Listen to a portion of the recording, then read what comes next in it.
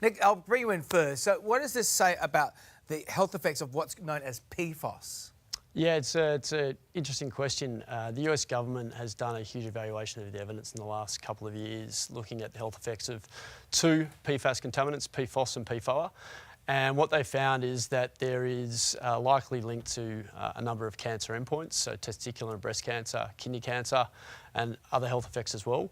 And what they've done, they've set a standard, a threshold in which the US population is meant to be protected to a certain extent, and it's many magnitudes lower than the current level that we have in Australia. Which is causing great alarm this morning across the country. Marianne, it's not just, or is it just tap water that's presenting a risk here? What else could be a problem? No, certainly not. Our routes of exposure are vast and many. PFAS are used in a range of industrial paints and stain treatments. They're used in consumer products, everything from our clothing right through to dental floss.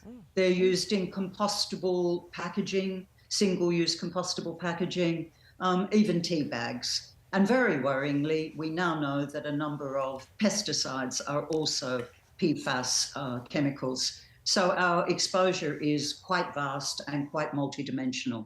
Wow, okay. So, Nicholas, the Sydney Morning Herald and The Age have a great article on this. So Yes. if you're in an area, you can go check out if that affects you. But if you are in one of these affected areas where it's higher than average, and we can see the map on the screen right now, how do we protect ourselves? I mean, obviously we want the government to come in and do stuff, but like real practical stuff. Am I going to let my kids drink that water in those areas? Yeah, look, until the water's tested, we don't know what the levels are, but we always want to take a precautionary approach. So if you have the resources and the money to buy a water filter, reverse osmosis water filter, we know that that reduces the levels. If in the meantime... That sounds expensive. It does, and absolutely this is a key issue because it's not an equitable solution for people, and this is why the government needs to take action. They need to be testing the water. It will come at a cost. That cost should be passed on to the polluting industries that have caused this issue, certainly not the taxpayer.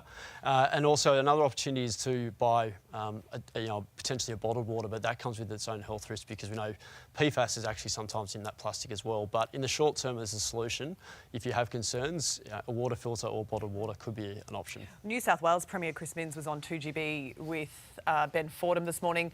Marianne, he was saying that he believes, or all of his advice at this point is that the water is safe. He's looking at it, but he says the water is safe according to his advice. Do you agree with that? Well, it's safe because we have no other option but to drink our tap water.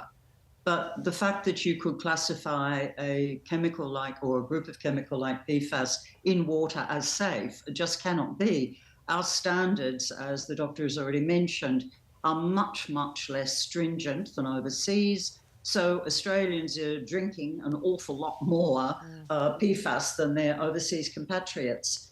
I think the fact that the US regulators have come out and said there may be no safe level of exposure really highlights what a concern this is. So it's very hard to say things are safe or not, but what we do know is people have to drink tap water. And so I think the advice of doing the best you can with filters, that's great. And certainly we would be calling on the government to immediately provide financial assistance to residents to get filters in those areas where we know there is clear contamination. All right, well, tap There's a water lot more the government could do, but that immediately would be one way. Exactly. Well, tap water is a basic human right in this country. Exactly. And we should be doing something about it. Marianne, we thank you so much. And Nick, thank you so much for being here too.